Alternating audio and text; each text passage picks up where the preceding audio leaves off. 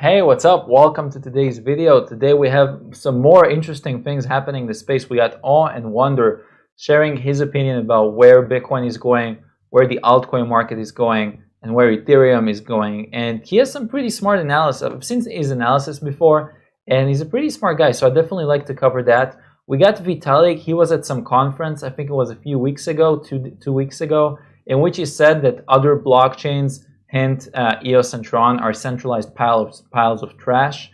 I think it's not that cool to say that. You know, there are so many challenges that Ethereum is going through right now that the talking down on any other project is not really a good image for Ethereum. And Ethereum is really going through a lot of challenges right now, seriously. And then also we got Rhythm Trader here sharing why it wouldn't be too crazy to think that we already hit the bottom. And his argument does make sense, so I'd like to cover it. Also, Jeff Bezos, the richest man in the world, was being blackmailed, and then he just responded to what happened. So then basically he was being blackmailed, and then he says, and then he decided to go public and publish a blog post on it, sharing what's happening, what's going on, and because what happened is there was nude photos that he was having an affair with another woman. And he was basically cheating on his wife, so he was being extorted. And then he went public with it. He's saying, screw you guys, I'm going to clarify exactly what happened publicly, even if it's going to hurt my image. So, wow, man, balls of steel. A lot of respect for Jeff Bezos for being transparent like this and not letting the blackmailing get to him. Also, Medium is hiring a crypto editor. If you guys would like to work for Medium, I just thought I'll put it out there. And it's interesting to note that more and more companies are going into the crypto space, and in this case, Medium is hiring a writer, right? So more people are going into it, even though they might say negative things on it on the front end. On the back end, they're investing, they're hiring, they're building that ecosystem, right? Now we got Tour de Master with some concerns about Ethereum 2.0. It just looks like it's going to be immensely complex, and they have a lot of challenges that they are working to. Now, according to Quadriga X, there's a lot of drama right now about the founder. Did he really die? What happened? Are they hiding the money? Lots of weird stuff. We got an update about Binance chain with Binance Decentralized Exchange, which is not really going to be decentralized. So yeah, we're going to cover all of that. What's up? My name is Dvir on the Cryptosphere. Hope you're having a fantastic Friday.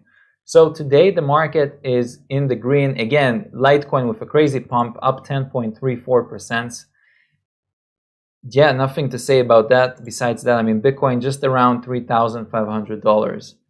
So let's get started. Oh, and Wonder, what is he saying about the market? He says that right now, according to the trend that the market has been following so far, the logarithmic regression chart, he shows that the market cap for all the cryptocurrencies are about $225.7 billion. If you follow the trend, well, in reality, the price is $114 billion. So we are quite below that. Again, doesn't mean we're not going to go lower. It doesn't mean that it's still not overvalued. It's just that the regression chart that it's been following so far since the beginning of Bitcoin, pretty much, for the total market cap.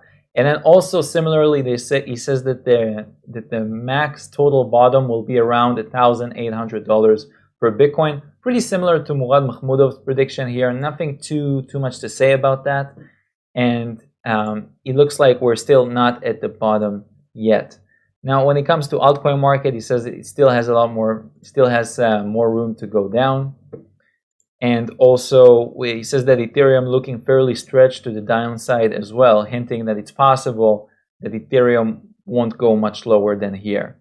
Honestly, this kind of makes sense with the altcoin market still overvalued. Bitcoin still has to go down. About Ethereum, I'm not sure it's possible that we hit the bottom already for Ethereum.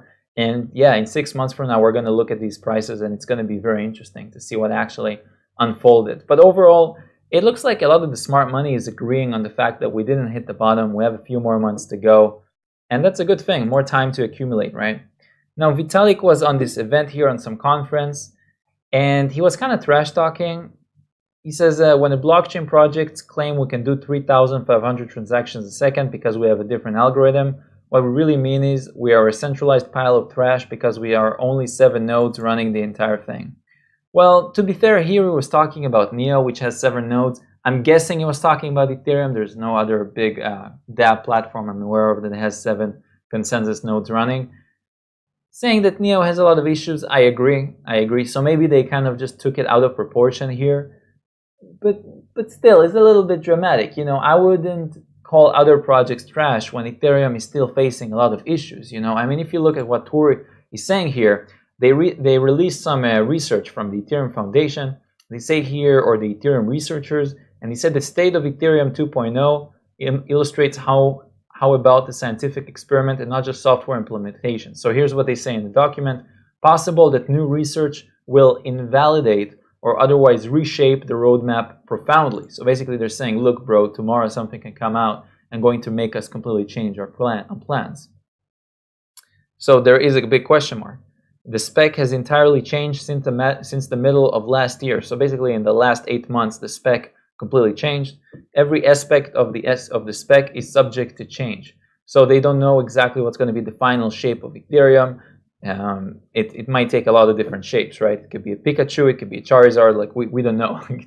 Like seriously, they're facing a lot of challenges. And as much as I believe in Ethereum that they have a lot of smart people, that is a very difficult challenge to solve. Now let's talk about Amazon founder Jeff Bezos. So let me see here. So basically he was blackmailed first verbally, and then they told him that they have text messages and photos that they would publish if they didn't stop their investigation or something like that. So there was a lot of tenses here, and then he went out and published it, and now it's all over the web. And I honestly respect him from saying this publicly. So you can see here that he wrote this Medium article that he's saying about what happened. And the Medium article is called No Thank You, Mr. Pecker. And he shares everything that happened here. And let me see if there's anything else. So he shows here letters.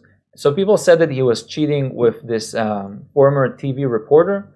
And what's her name? Yeah, I don't want to dive into the detail. I want to give him some privacy. But now the web is talking about it, and this is possibly the reason that he's getting divorced right now. And it is interesting. The richest man in the world getting blackmailed, going through a divorce, and that being public. It's kind of interesting to see how this story unfolds, and I hope everybody ends up, like, nobody gets too hurt or anything like that. Amazon is an amazing company. Jeff is an amazing entrepreneur, and he helped the world a lot. It would be really a shame to see him getting screwed over by something like this, by these blackmailed attempts. Now, Arjuan here compares it to Bitcoin. He says Amazon founder was extorted for nude photos when cheating on his wife. Bitcoin's anonymous founder can never be extorted. Long Bitcoin, short the Bezos. He's a little bit overhypey here, but he does have a point. There is some point here. And let me see what else. The Quadriga X situation. So the crypto exchange, which had $190 million lost, stolen, whatever, nobody knows. So there's a lot of mess right now. There's drama because the founder went to India and then he died in India, which is really strange. And then the thing is, if you wanted to fake your death, you probably wouldn't be able to do it in Canada as easily. So just go to like a country where you can probably get away with paying money to people, and then they'll just fake the document and say you're dead. So the fact that he died in India is very suspicious. So Jake here says, if Gerald Cotton is dead and the exchange's keys are unrecoverable, the only question is if he had other assets that the bankruptcy estate can go after. If he's alive, get ready for an international manhunt led by asset recovery lawyers. Yeah, I don't know if he's dead or alive, but I wouldn't want to be in his place either way. I don't know what's happening. I mean, rest in peace, man. But then there's all these weird news here. It's also possible that a family member or someone in the company is secretly holding access to all the crypto and they're not telling about it. So there's a lot of drama in this situation. It all boils down to the old wisdom of not your keys, not your Bitcoin, right? Now, Binance is moving away from Ethereum as it prepares to launch their own decentralized exchange. I'll give you a spoiler alert. It's not really going to be decentralized. It's going to be the tagline, and it's going to be more decentralized than Binance, but it's not going to be the holy grail, but still it's definitely a step in the right direction. So they're going to launch Binance Chain and the decentralized exchange on a testnet in the next week or two. Maybe it'll cause the price to go up, who knows. Binance Chain was built, okay, so they use the Tendermint protocol, which uses delegated proof of stake and BTF. So they basically built with the Tendermint protocol, which makes all the sense, kind of like the easiest way for them to implement what they were looking for. The listing fee for a project to list on the crypto exchange, the decentralized exchange, will be probably closer to $100,000 to deter spam and scams. Bro, there were a lot of scams that had a lot of money and deep pockets. I'm not sure that charging a high price would really help prevent the scam thing. But yeah, at least they put it out publicly, right? And initially, Binance Chain will only have 11 validator nodes, but eventually Binance influence will decrease. All right. Look, I'm not so sure about this. So Neo has 7 master nodes, 7 validators, right? And they said that they're going to move it in the future. And last time I checked, they only gave 1 master node to someone else. Now look, I haven't checked in a few months, so don't get me on my word. But basically, it's still pretty centralized. And by pretty centralized, I mean it's centralized. So when Binance says that, obviously it's a great company and so far they have a good reputation. But still, I'm kind of looking at it as a point of view of like it's a centralized exchange with some decentralization built in it, which again is cool. I love Binance. I think it's an awesome company. So yeah, it's cool to see them launching and moving forward. And I'd love to use a decentralized exchange. I didn't even look if we're going to need to KYC or not for it. To me, honestly, the only question that matters is, are we going to need to KYC for that or not? And are we going to store our crypto there, or are we going to use it on our own wallets and it's going to be direct, right? Those are the 2 questions that matter to me personally. Now we got Raindog here, continues to talk about the Ethereum situation right now, that it's getting more complex. And he says a research on the current state of Ethereum 2.0 make it sound completely nuts. Some examples: researchers changing names of important data structures on a whim without considering what effect this change will take on the actual implementation and without discussing with developers. So there's a bunch of fun issues here. I don't want to dive into it, but Ethereum is one big question mark. And yeah, I guess no day with no drama and interest in crypto. Speaking of that, Facebook, turns out, was talking to at least 12 startups in the space, 12 crypto startups, to buy them. So Facebook just announced their first acquisition in the crypto space. They bought Chain Space, and it turns out that they were doing a series. They were looking to buy like at least 1 or more crypto companies, and they talked to a bunch of projects. And right now their blockchain team is made up of around 40 people, headed by the David Marcus, the former president at PayPal and Coinbase board member. So they're going head on. They're diving into the space really hardcore. And that makes sense for them, right? It makes perfect sense. Now, the companies that they were also thinking about buying was the now defunct stablecoin project Basis, which basically shut down, Algorand, and Keybase. All right, cool. So they started in early 2018 looking for that. Yeah, Mark Zucks knows what he's doing, man. Never underestimate the Zucks. Now, Matt Odell here says Bitcoin never sleeps. 99.98% uptime since January 3, 2009. Amazing, right? The Bitcoin's been up all this time. And he says it because today, Wells Fargo, the 4th largest bank in the US, has effectively been offline all day today. No bank access at all.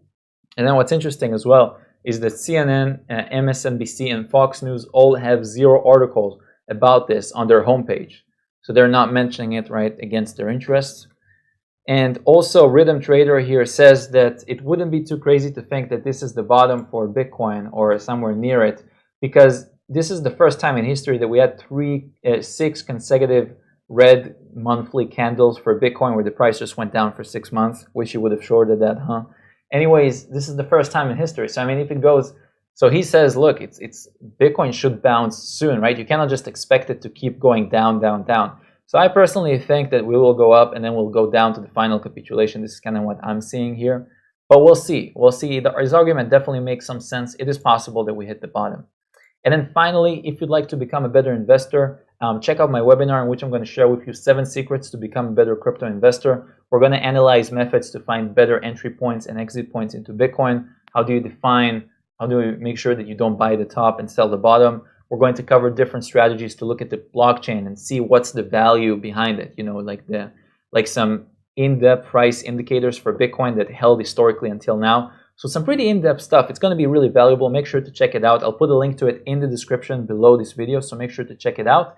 And we're going to discuss Bitcoin versus altcoins and just how to become a better investor, honestly. All my experience from a few years in the space, what I've learned, the mistakes I've done, and what I've seen from people that go and make millions of dollars in the space, to be honest with you. So check it out, link in the description. If you enjoyed the video, please leave a like and subscribe, and much love. See you tomorrow. Bye-bye.